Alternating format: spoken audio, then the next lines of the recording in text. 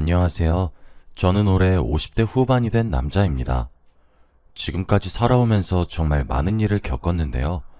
지금이 제가 되기 위해서 이렇게 많은 고난과 역경이 저에게 온 것 같습니다.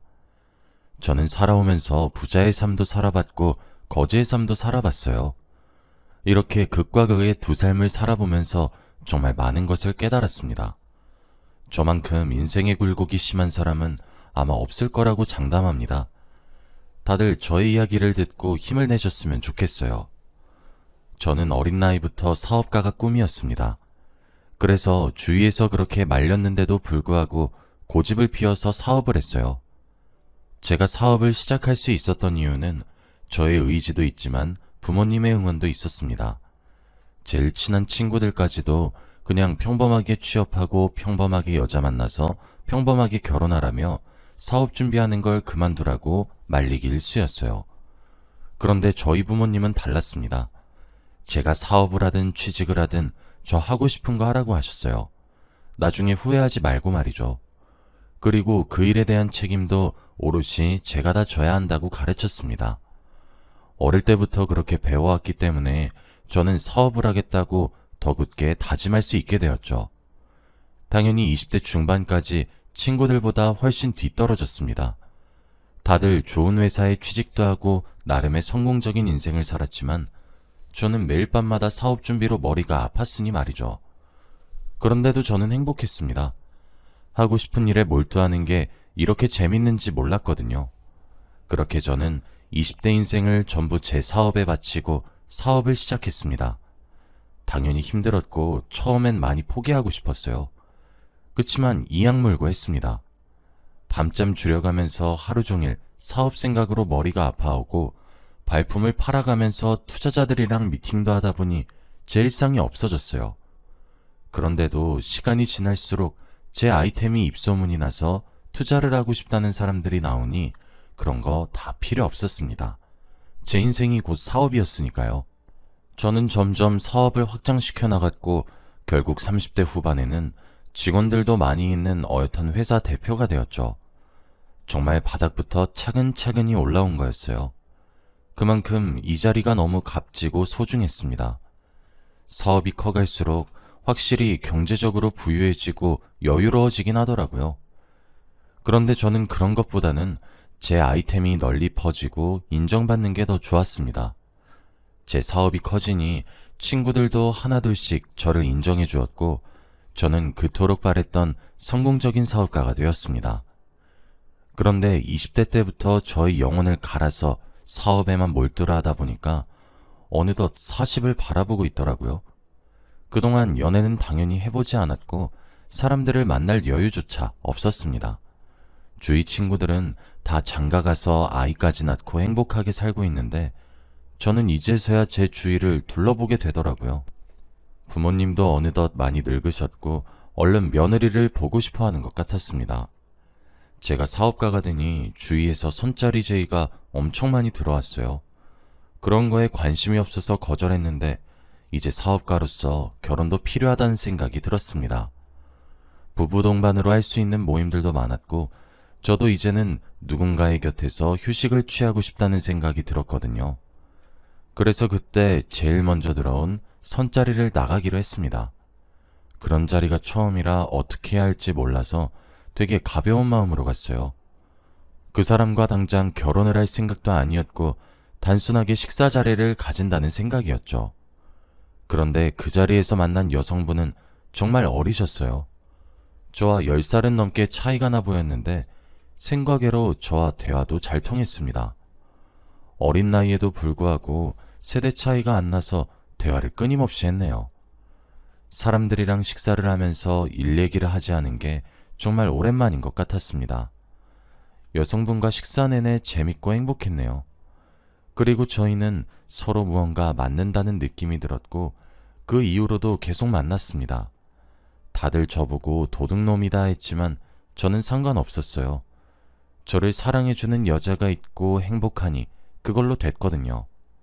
제가 연애를 안 해봐서 밀당이라는 건 전혀 못했습니다. 그저 제가 하고 싶은 거 다 해줬어요. 백화점에 갔는데 예뻐 보이는 가방이 있으면 그녀에게 사주었고 지나가다가 우연히 예쁘다고 말한 신발이나 옷이 있으면 그걸 기억해두고 몰래 서프라이즈로 사주고 그랬답니다. 제가 해줄 수 있는 건 최대한 다 해주고 싶었어요. 그렇게 저는 사랑을 표현했고 저희의 관계도 많이 발전되었답니다. 그녀와 만난 지 오래되었을 때 그녀가 제게 그러더라고요. 결혼하자고 말입니다. 저는 그 말을 듣고 심장이 미친 듯이 뛰었어요. 그녀가 먼저 저에게 결혼하자고 말해준 것이 저는 너무 기뻤거든요. 당연히 고민할 틈도 없이 결혼을 하자고 했고 저희는 속전속결로 결혼식을 올렸습니다. 주위에서 뭐가 이렇게 급했냐고, 혹시 속도 위반했냐고 장난식으로 물어봤지만 저희는 그런 것도 아니었고 단순히 서로 너무 좋아서 빨리 결혼했다고 대답했어요. 그만큼 저희는 서로밖에 모르는 사람들이었습니다. 그리고 결혼하고 나서 아내를 고생시키지 않게 하기 위해 아내가 하고 싶은 거 다 하게 냅뒀어요. 아내가 다니고 있던 직장도 그만두고 한도 없는 신용카드를 쥐어준 뒤 마음대로 살라고 했죠. 당연히 아내는 제가 준 카드로 매일 백화점에 가서 몇백 몇천만 원씩 일시불로 긁었습니다. 저에게 결제 내역이 문자로 오긴 하지만 괜찮았어요. 아내가 이렇게 돈을 쓰면서 스트레스도 풀고 기분이 좋아지면 저는 그걸로 만족했거든요. 아내는 아직 어린 나이였기 때문에 친구들과 여행도 자주 갔고 술도 많이 먹었습니다. 저는 그런 것도 다 이해했어요. 매일 술 먹고 취해서 늦게 들어와도 괜찮았고 여행 가서 연락이 잘 되지 않아도 이해하려고 했습니다.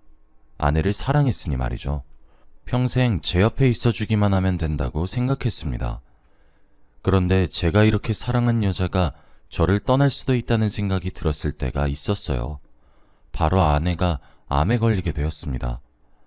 아내가 나이가 어려서 건강검진을 아직 해본 적이 없었는데 제가 건강검진하러 가면서 아내와 같이 간 적이 있어요.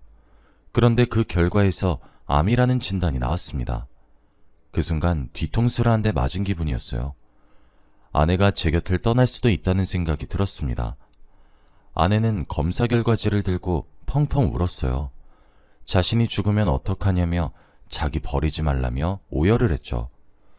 저는 그런 아내를 떠날 생각이 전혀 없었고 오히려 옆에서 많이 도와줘야겠다는 생각밖에 없었습니다. 다행히도 아내가 암 초기여서 약물로 치료할 수 있었고 술을 줄이고 식단만 제대로 지킨다면 완치할 수 있었어요.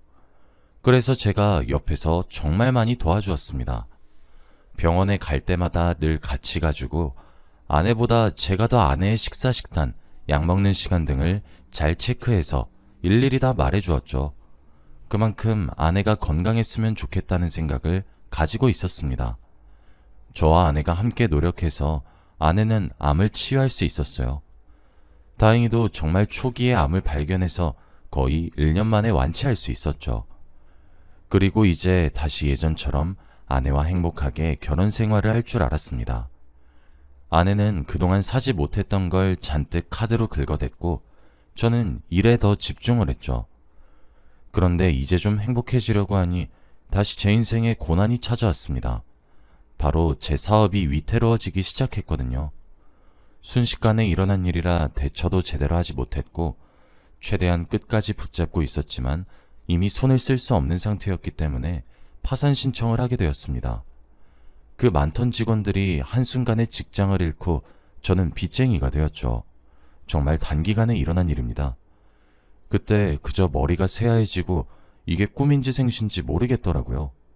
직원들도 펑펑 울면서 회사를 나갔습니다. 저는 한순간에 빚쟁이가 되어서 가지고 있던 집, 차 등등을 다 팔아야 했어요. 그리고 저희 집에는 빨간 압류 딱지가 붙었죠. 모든 것을 다 잃었습니다. 너무 절망적이었고 세상을 살아갈 힘도 없었죠. 다 포기하고 싶었습니다. 그런데 이 순간에서 딱 한 사람이 생각이 났어요. 바로 아내입니다. 저는 앞으로 아내를 어떻게 먹여 살려야 하나 고민했어요. 당장이라도 공사장에서 막노동이라도 뛰어서 밥벌이를 해야 하나 했죠. 아내가 당연히 제 옆에 있어줄 줄 알았는데 그건 저의 착각이었나 봅니다. 저의 사업이 망한 순간 아내는 저를 벌레 보듯이 쳐다보기 시작했어요.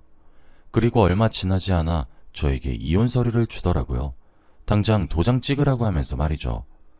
저는 아내가 암에 걸리고 힘들 때 옆에서 정성껏 보살펴줬는데 아내는 제가 힘들 때 떠나가려고 했습니다. 제가 아내한테 울고불고 매달려도 아내는 매정했어요. 저보고 더럽다며 당장 꺼지라고 했죠. 그리고 다른 남자와 만나며 벌써 새로운 사랑을 시작했습니다. 안 좋은 일들이 한 번에 덮쳐오니까 정말 살고 싶지 않았어요. 저보다 더 힘든 사람이 있을까 싶으면서 아무도 제 편이 없으니 답답하더라고요. 어떻게 저에게 이런 일이 생기는 건지 하늘을 원망했습니다. 제가 이혼 서류에 도장을 안 찍고 계속 버티고 있었고, 이혼 서류를 찢으면 아내는 바로 다른 이혼 서류를 들고 도장을 찍으라고 했습니다. 저랑 사는 것보다 차라리 죽는 게 낫다며 막말도 서슴지 않게 했죠. 이렇게 헤어지는 게 아내를 위한 길이라는 생각이 들어서 결국 이혼을 했습니다. 아내는 뒤도 돌아보지 않고 저를 떠났고 저는 길바닥에 나앉게 되었어요.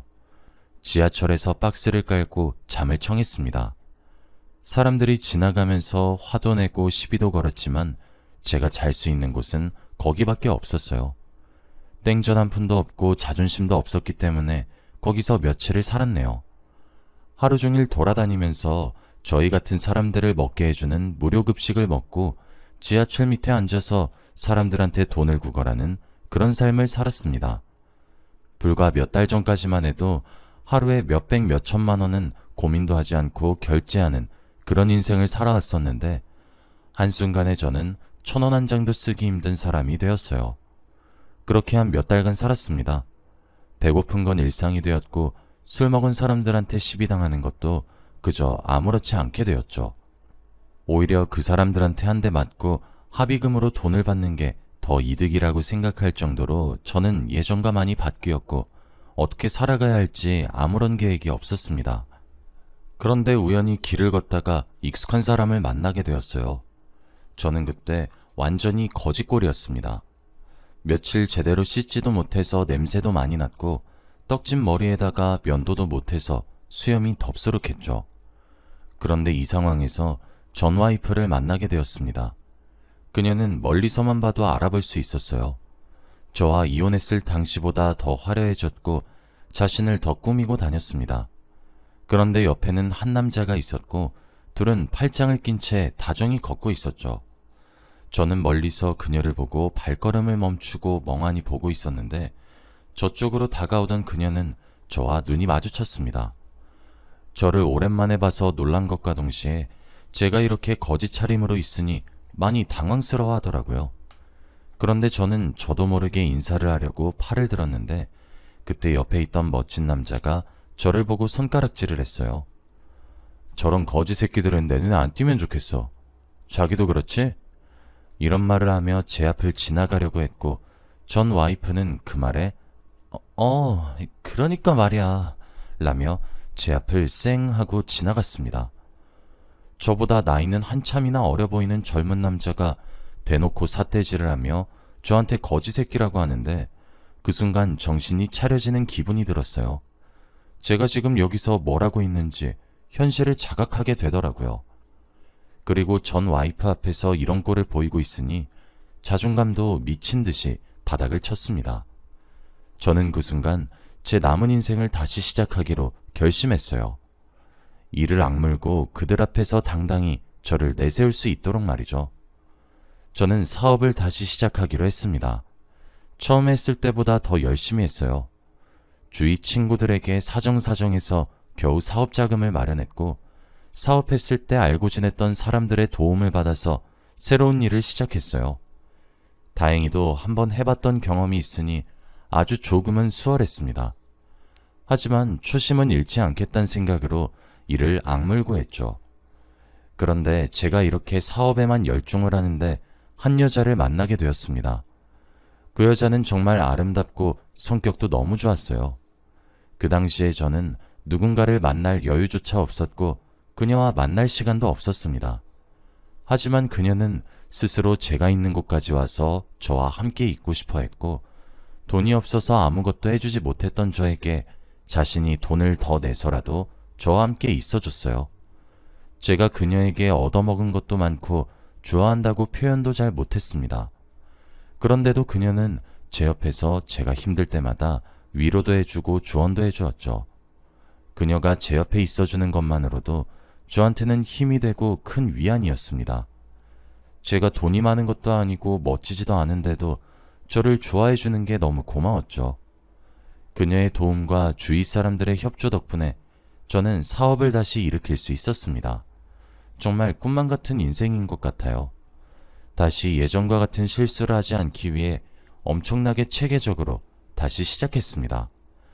예전에 제가 사업을 했던 경험이 있으니 다른 투자자들도 저를 믿고 다시 투자를 했고 단기간에 금방 성공적인 사업가 자리로 갈 수 있었던 것 같네요.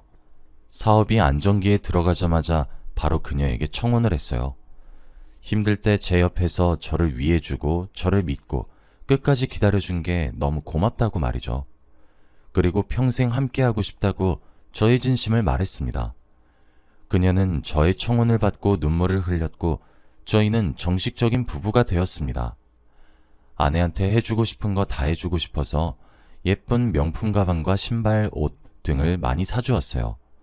가지고 싶다고 말하지 않아도 마음에 들어 할 것 같은 걸로 제가 선택해서 자주 선물을 했죠. 그리고 한도 없는 카드를 쥐어주면서 사고 싶은 거 마음대로 사라고 하였습니다. 그런데 아내는 전 와이프와 전혀 달랐어요. 오히려 저에게 진지하게 선물을 주지 않아도 된다고 말했거든요. 제가 선물을 사주는 건 고맙지만 자기는 필요가 없다고 했습니다. 그리고 무엇보다 제가 제일 놀란 건 카드를 쥐어줘도 아내는 쓰지를 않았어요. 해봤자 동네 분식점에서 떡볶이를 시켜 먹는 정도랄까요? 그만큼 사치가 없었고 검소한 사람이었습니다. 아내와 결혼하면서 정말 사랑이라는 게 뭔지 다시 배웠어요. 제가 아무리 사랑한다고 해서 비싼 명품백을 선물로 주는 게 아니라 많이 표현하는 것이 진정한 사랑이라고 배웠습니다. 이걸 나이 50이 넘어서야 알았네요. 아내한테 저는 정말 많이 배웠고 이 여자와 만나기 위해서 지금까지 저에게 이런 고난이 있었나 싶습니다. 아내를 보면서 저도 같이 검소해졌고 돈을 흥청망청 쓰지 않게 되었어요. 결혼을 정말 잘했다는 생각이 들었고 너무 행복했습니다. 그런데 얼마 전 와이프가 저를 찾아왔어요. 아주 불쌍한 표정을 하고 저에게 다시 합치자고 했습니다.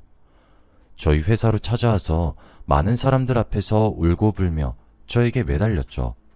저는 그 여자의 속셈이 뭔지 다 알기 때문에 너무 역겨웠습니다.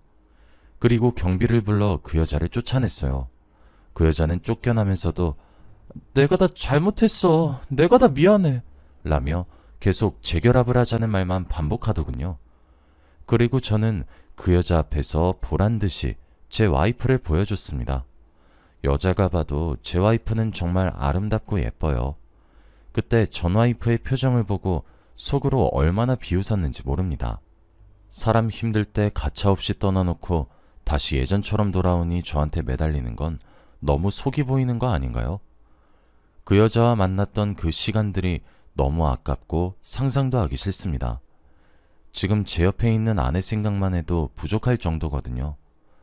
저는 새로운 사업가가 되기까지 몇 년이란 시간이 흘렀어요. 그동안 나이도 많이 먹었고 인생이 참 다사다난했던 것 같네요.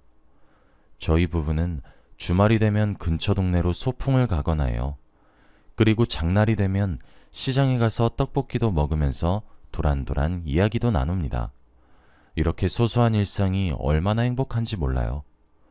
앞으로 저는 아내와 평생 함께하고 싶습니다. 이렇게 여러분들 앞에서 저의 인생 이야기를 하다 보니 그동안의 기억이 머릿속에서 주마등처럼 지나가네요. 정말 제 인생보다 더 힘들게 산 사람이 있을까요? 그래도 제가 겪었던 일들 덕분에 저는 새로 태어난 느낌이고 이렇게 제 옆에는 사랑하는 아내도 있는 것 같습니다. 다 이렇게 되려고 저를 힘들게 했나 보네요. 여러분들은 저 같은 일 절대 겪지 않길 바랄게요. 배우자 꼭 잘 만나시고 상처 없는 인생을 사세요. 다들 저의 이야기를 들어주셔서 감사합니다.